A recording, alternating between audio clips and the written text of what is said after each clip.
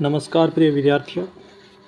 तो कुछ एक स्टूडेंट ने मुझसे क्वेश्चन पुट किया कि सर आप जो है थ्योरेटिकल क्लास लगा रहे हो, लेकिन जो क्वेश्चन आंसर है वो किस तरीके के पूछे जाएंगे एग्ज़ाम के अंदर। नॉर्मल क्वेश्चन भी होंगे और हार्ड क्वेश्चन भी पूछे जाएंगे। जैसे ये पहला क्वेश्चन हम आपके सामने क्वेश्चन आंसर की सीरीज़ के अंदर करवा रहा हूँ। तो पहले क्वेश्चन को आप देख सकते हो। इस क्वेश्चन के अंदर लिखा हुआ है कि MS वर्ड 365 में जब आप टेक्स्ट को सेलेक्ट करते हैं और फिर बैकस्पेस कुंजी दबाते हैं तो क्या होता है। यदि आप MS वर्ड 365 में जब आप किसी टेक्स्ट को सिलेक्ट कर लेते हो और फिर आप बैकस्पेस कुंजी दबा देते हो तो क्या होगा। टेक्स्ट क्लिपबोर्ड पर कॉपी हो जाता है, कर्सर के बाईं ओर का टेक्स्ट डिलीट हो जाता है, टेक्स्ट बोल्ड स्टाइल में फॉर्मेट हो जाता है, टेक्स्ट डॉक्यूमेंट के अंत में मूव हो जाता है। ठीक है, तो इस क्वेश्चन का सही आंसर क्या होगा। इसका सही आंसर आपका होगा कर्सर के बाईं ओर का टेक्स्ट डिलीट हो जाता है। ठीक है, ये याद रखना है। ये आपका दिल्ली पुलिस कांस्टेबल के अंदर आपका एग्ज़ाम के अंदर आया हुआ है। ठीक है, चलते हैं नेक्स्ट क्वेश्चन की ओर।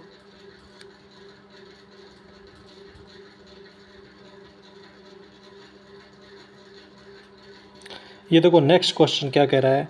ये कह रहा है कि MS वर्ड 365 में किस फॉर्मेटिंग फीचर का उपयोग डॉक्यूमेंट में टेक्स्ट को bold, italic, underline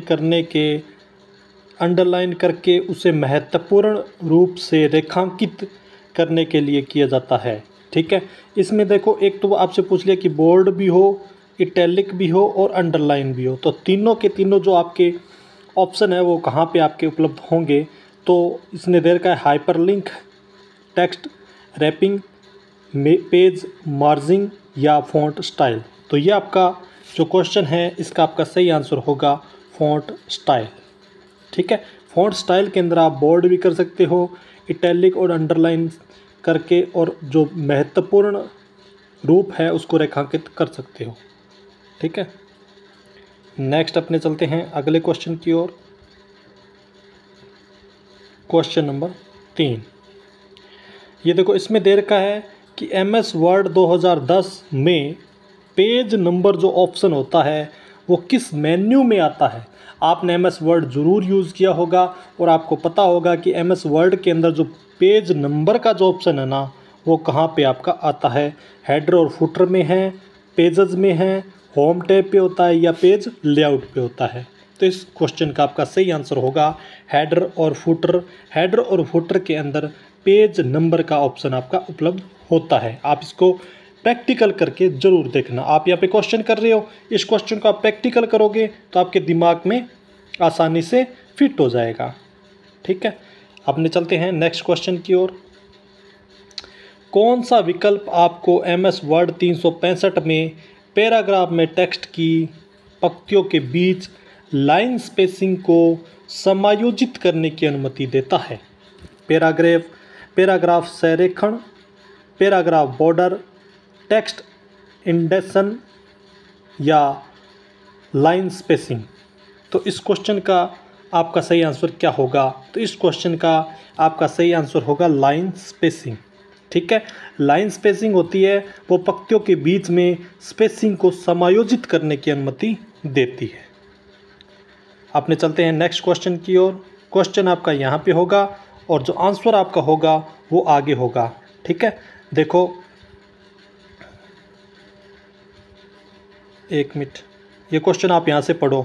MS word 365 में शॉर्टकट कुंजी control plus shift plus greater का उपयोग करके निम्नलिखित में से कौन सा कार्य किया जा सकता है।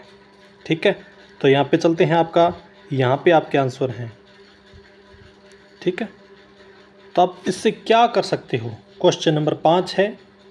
तो आप जो फ़ॉन्ट का साइज़ है, फ़ॉन्ट का साइज़ जो है उसको आप बढ़ा सकते हो। ठीक है, टेक्स्ट को लेफ़्ट अलाइन नहीं कर सकते, टेक्स्ट को राइट भी नहीं कर सकते, फ़ॉन्ट का साइज़ कम नहीं कर सकते, वो लेस देन से होता है, और ये जो ग्रेटर देन है इससे आप फ़ॉन्ट का साइज़ बढ़ा सकते हो। ठीक है, याद रखना है फ़ॉन्ट का साइज़ बढ़ा सकते हैं। और इसका आप प्रैक्टिस करके भी ज़रूर देखें, अपने कंप्यूटर के ऊपर इसको प्रैक्टिस करें। आप जितना प्रैक्टिस करोगे उतना ही आपके ज़्यादा समझ में आएगा। नेक्स्ट है माइक्रोसॉफ्ट वर्ड 365 में निम्नलिखित में से कौन सा टेबल स्टाइल का एक उदाहरण है। ऐसा कौन सा है जो टेबल स्टाइल का उदाहरण है। Chicago manual of style, plain grid, American psychological association या मॉडर्न लैंग्वेज एसोसिएशंस। ठीक है, तो ये टेबल स्टाइल का कौन सा उदाहरण है ये आपको बताना है। तो इस क्वेश्चन का आपका सही आंसर क्या होगा। तो इस क्वेश्चन का आपका सही आंसर जो होगा वो होगा प्लेन ग्रिड। ठीक है, नेक्स्ट क्वेश्चन थोड़े से डिफ़िकल्ट क्वेश्चन ज़रूर हैं लेकिन नॉर्मल है। नेक्स्ट, नया खाली डॉक्यूमेंट बनाने का तरीका निम्नलिखित में से कौन सा है। यदि आपको नया डॉक्यूमेंट बनाना है, ठीक है, तो आपके पास कौन सा तरीका है। नया खाली डॉक्यूमेंट बनाने का तरीका निम्नलिखित में से कौन सा है। ठीक है, MS Excel, MS Outlook, MS PowerPoint या MS वर्ड। ठीक है, तो इस क्वेश्चन का सही आंसर होगा आपका, इसमें दे रखा है कि नया खाली डॉक्यूमेंट बनाने के लिए पूछा उसने। ठीक है, तो डॉक्यूमेंट जो है वो हम MS वर्ड में बनाते हैं। ठीक है, अब आप सोचोगे सर नया खाली कागज़ तो हम एक्सेल में ही बनाते हैं, आउटलुक ये सब कुछ है, लेकिन इसने पूछा डॉक्यूमेंट आपको बनाना है। तो डॉक्यूमेंट देखो, ध्यान से पढ़ो क्वेश्चन को, उसने डॉक्यूमेंट का पूछा है। ठीक है, और डॉक्यूमेंट MS वर्ड में बनता है।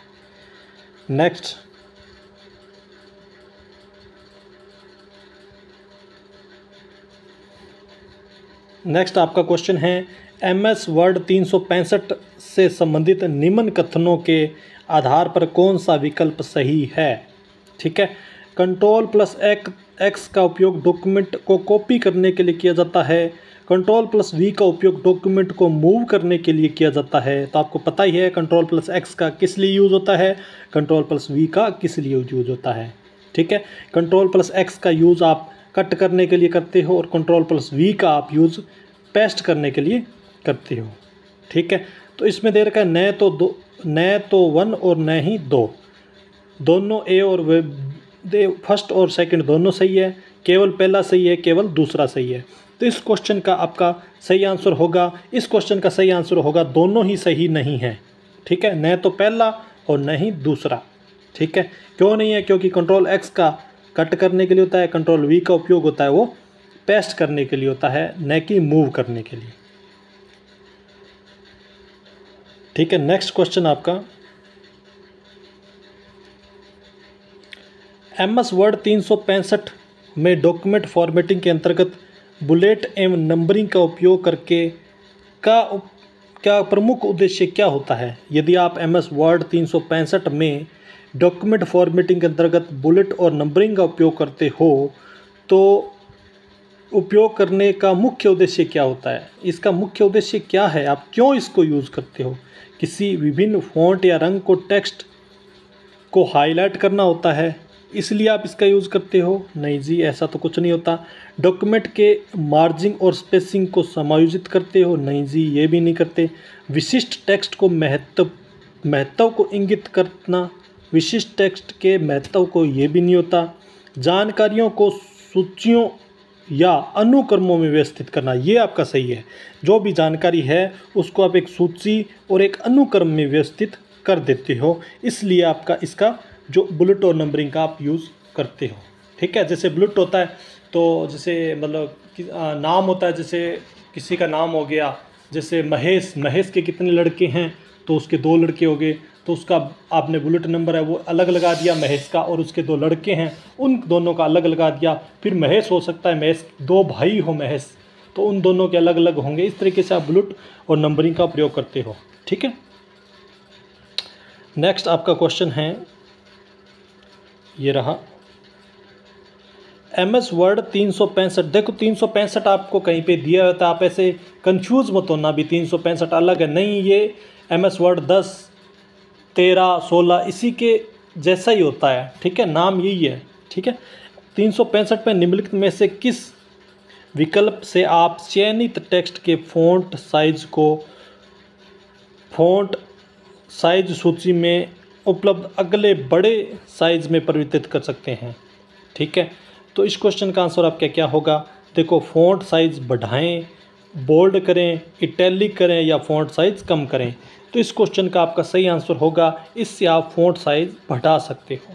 ठीक है, कि टेक्स्ट के फ़ॉन्ट साइज़ को फ़ॉन्ट साइज़ सूची में उपलब्ध अगले बड़े साइज़ में परिवर्तित कर सकते हैं, तो फ़ॉन्ट साइज़ बढ़ाएं। ठीक है, तो आज मैंने 10 क्वेश्चन आपको कराए हैं। आपको यदि अच्छे लगे हैं क्वेश्चन तो आप लाइक, शेयर और कमेंट ज़रूर करें। थैंक यू, धन्यवाद। मिलते हैं नई क्लास और नई वीडियो के अंदर। तब तक के लिए बहुत बहुत धन्यवाद।